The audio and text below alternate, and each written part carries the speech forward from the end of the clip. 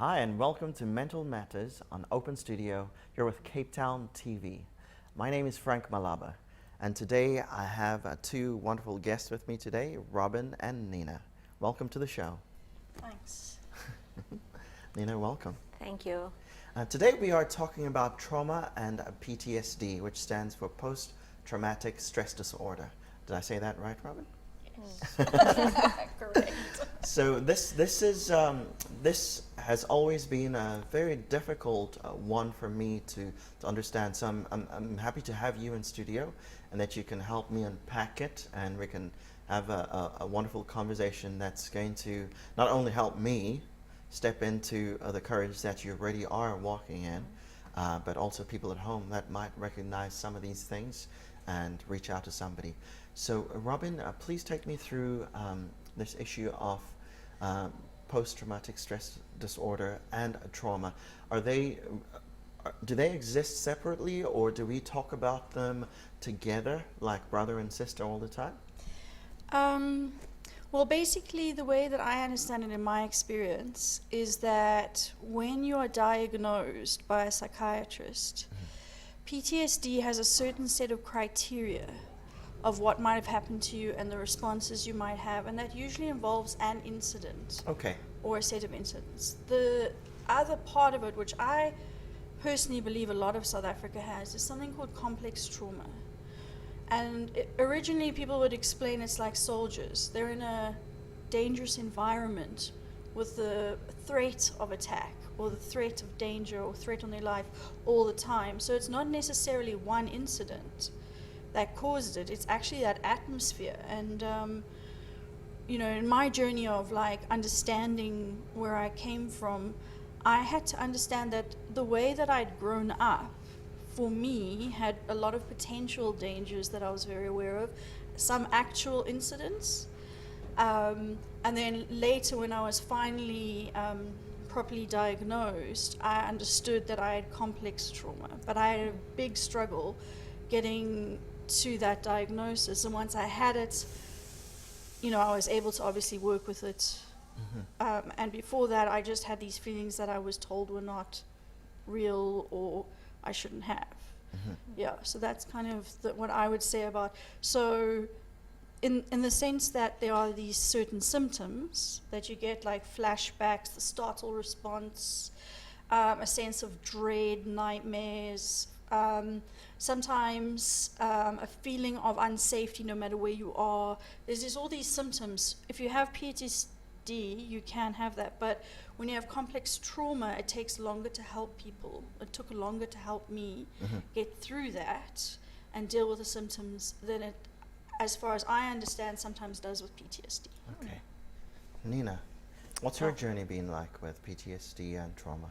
Okay, I think for me, my understanding would be certain events that has happened in my life, and I responded to it afterwards, because for a long time I wasn't diagnosed. I didn't go to any doctors or psychiatrists or any of those things.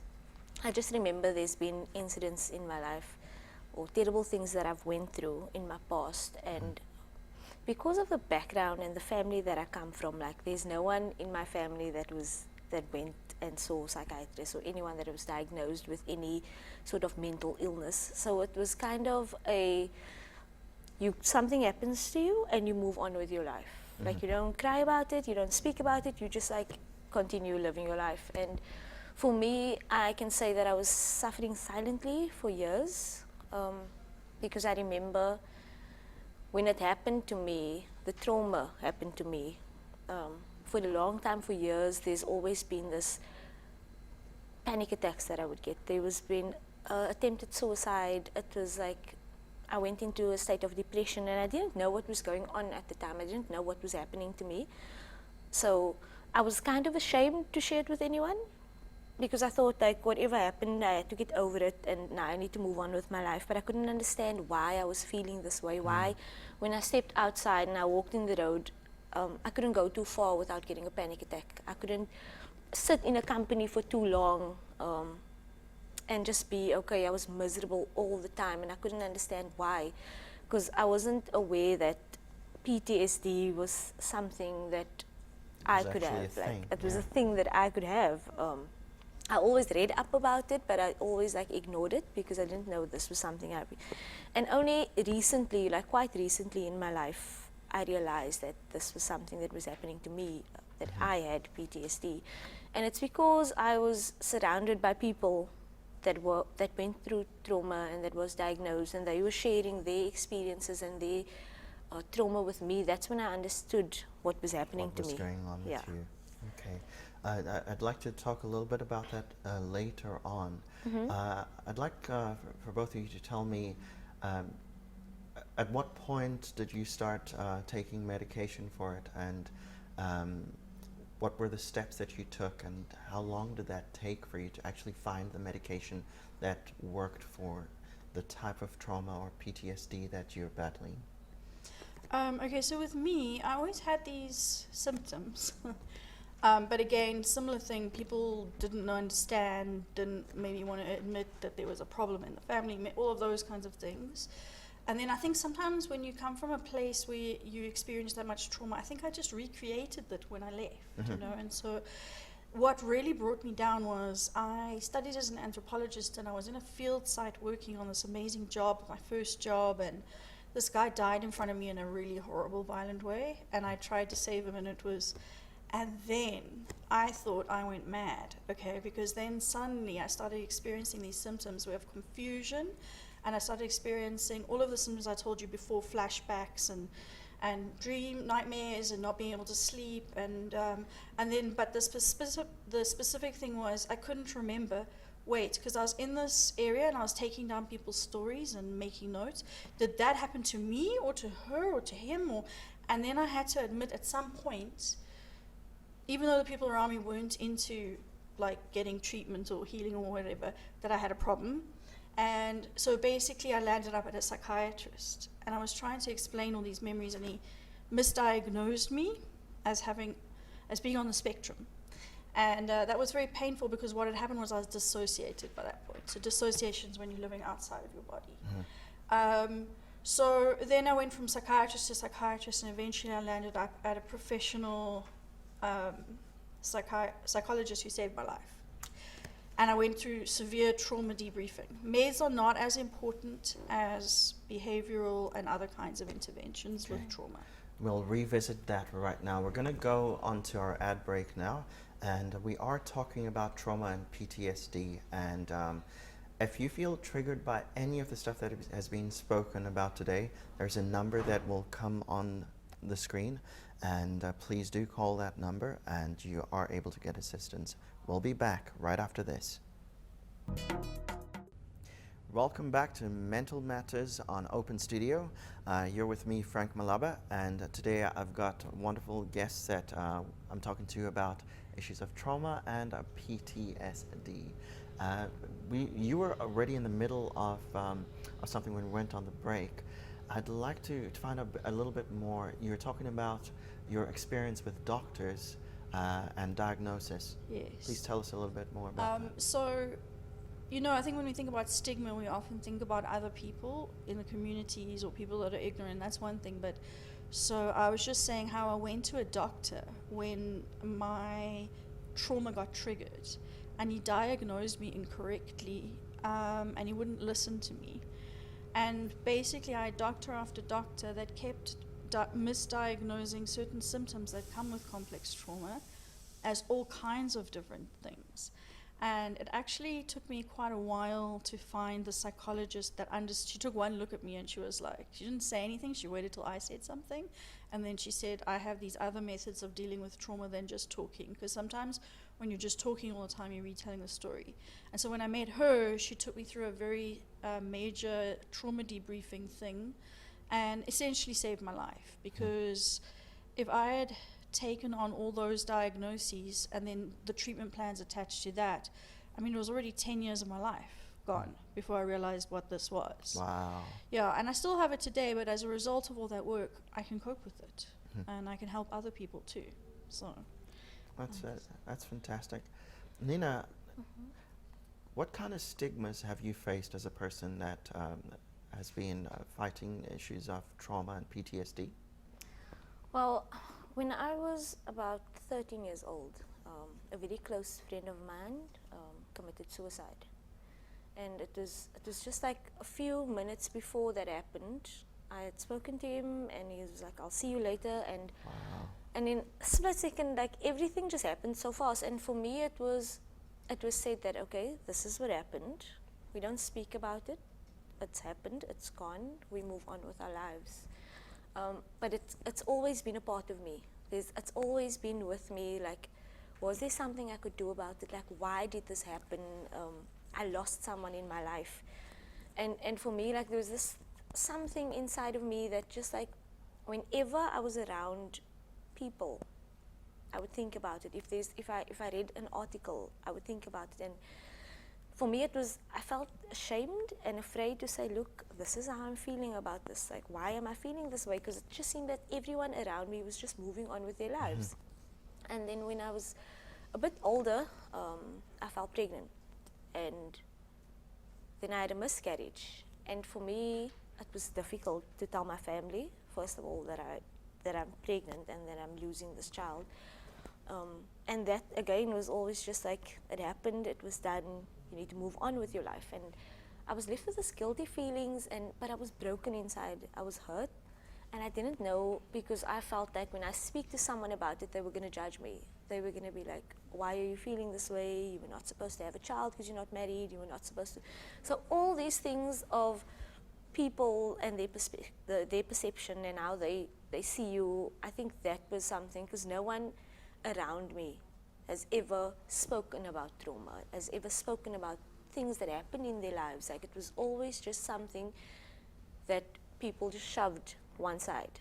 And for me, I think it was about 3 years ago, after suffering and battling with this for over 10 or almost 15 years, I went and I saw a counselor for the first time in my life. And I only did one session, and after I've been there, it was like, I was so ashamed to tell people, like, I went for counseling, because normally when people go for counseling, there's this whole story behind it. It's this whole, I don't know if you're supposed to feel embarrassed about it, but the way I feel about it today, I've learned how to, I haven't been on any medication.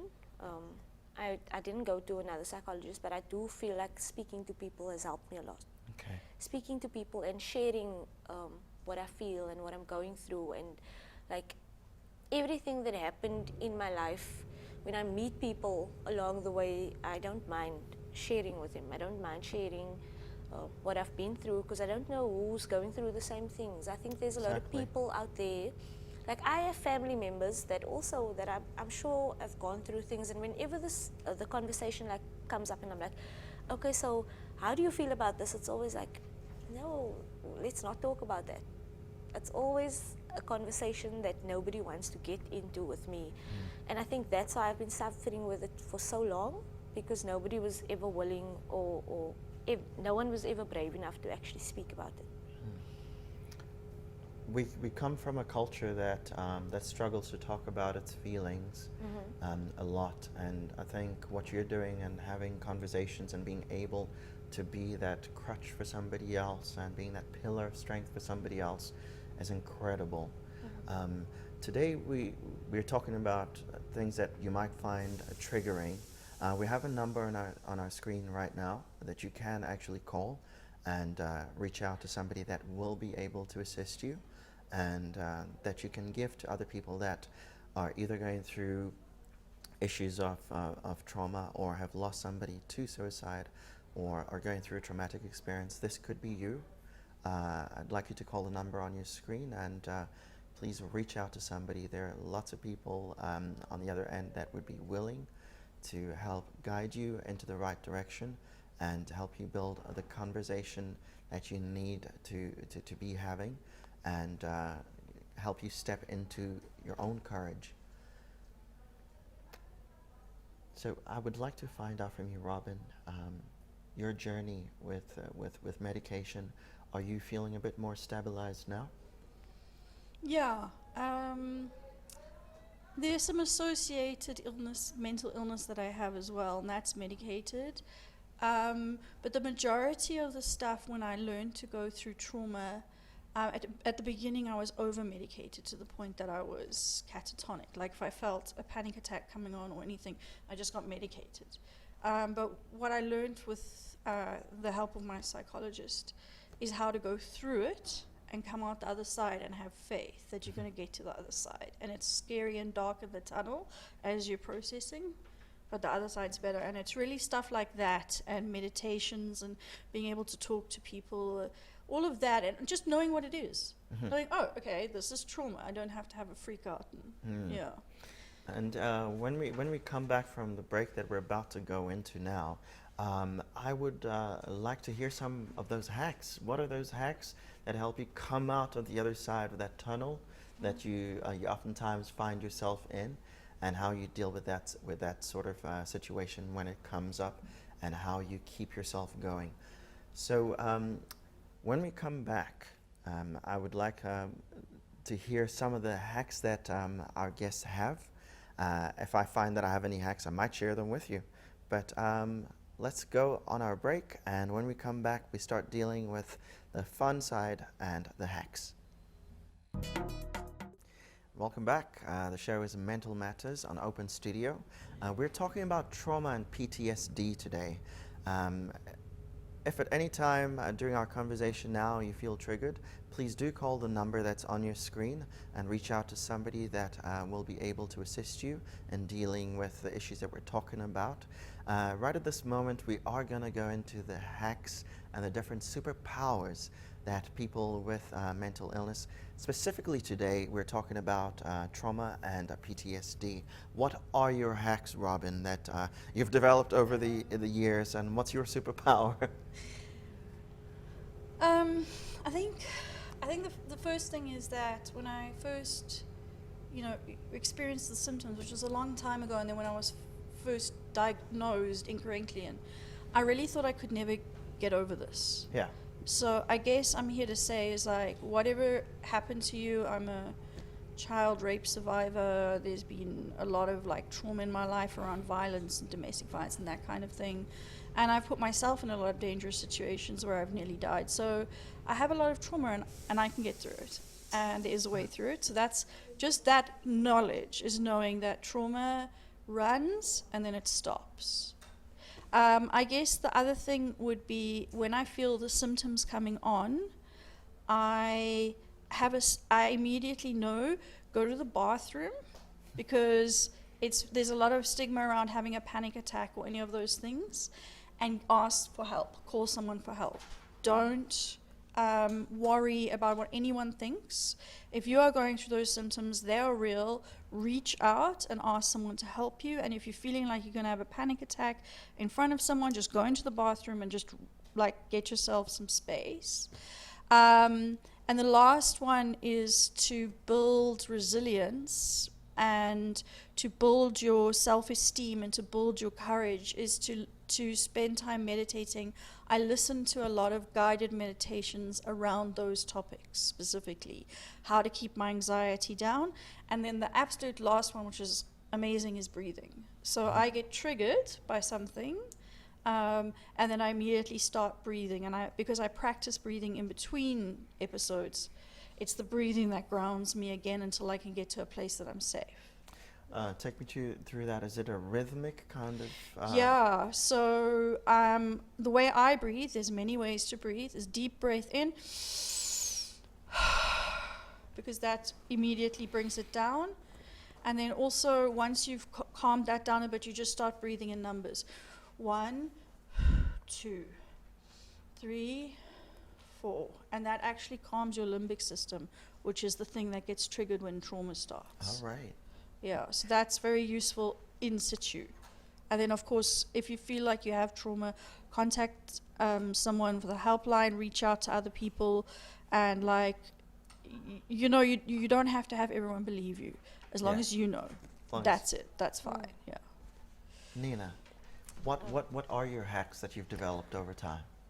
Well, I'd say for one is I am really grateful for the friend circle that I have, and for me to be a part of other people's lives, for me to be there when somebody needs to speak about anything. Like for me, I truly believe that something can be traumatic to me and not to you. So the same thing, we can be going through the same thing, but it won't mean as much to you as it meant to me. So I believe just being there for anyone, like I always strike up odd conversations with people that I don't know, like strangers, and it's unbelievable how many times I've sat in that conversation and we got so much out of it, and I can relate to so much, or I can give so much of my experience to those people, and I always take that as a blessing in disguise. Like, I don't know, I might have saved so many lives just by sharing my story with them, and I feel like if I continue doing that, it helps me.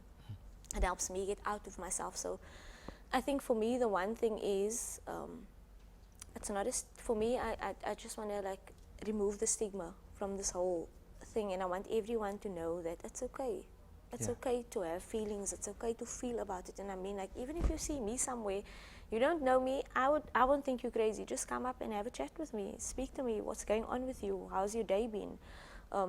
Because I feel like a lot of people isolate, they want to be alone all the time, they don't want to get out, and that has helped me a lot, making friends, just getting outside of myself, doing things that I wouldn't have done before, like going out with people, and just, like Robin said, breathing. Like, I find times when I'm alone, when I get triggered by something, it's so this PTSD is so funny that you get triggered by the funniest things. Like, it's not even something traumatic, it's just you see a plate of food and like something just makes you feel, you don't know what it is, it just starts, and that's when you don't deal with your PTSD. That's when you don't speak about it, and that's something that I've been going through for years. People wouldn't understand, like, why are you reacting this way? But that was only because I didn't speak about it, and where I'm at right now in my life, I can control it a bit better just by speaking about it and doing things that's loving towards myself, and like appreciating my life, just knowing that the reason why I'm still alive, I got another chance. Because I mean, I've so many times when I tried to kill myself because I couldn't take it anymore. I couldn't deal with these voices in my head and the reaction that I've when I hear someone share about their trauma. But today, because I can share of myself to save another life, I think that would be one of the biggest hacks that I think that I would hold on to. It's quite a useful and important hack. Before I close off, Robin, what do you feel is your superpower? I think when I think about living with trauma, I think the one thing is courage, because you do go through that tunnel. It's like you're here, and then now you got triggered, and you're in this tunnel, and you're alone. And so the two things that happen there are like courage and faith. Like, it's going to be okay. I've gone through it many times. It's going to be okay. And the other one is resilience. It's like, yeah, a lot of bad stuff happened to me, but not. Sorry, I was about to swear. Not at all am I going to take my own life out anymore as a result of other people's stuff. And if you need to speak or whatever, you find someone, but you do not let the people that have hurt you make you hurt yourself some more. That is not happening anymore. Thank you so much. That's a great superpower to have. So if any of the things that have been spoken about have spoken to you and you're going through that rough time, we've got a number, a support line that you can call. And also, don't forget, you can get in touch with us on our email address, mentalmatterscourage@gmail.com. You can also connect with us on our Facebook page that's on your screen right now.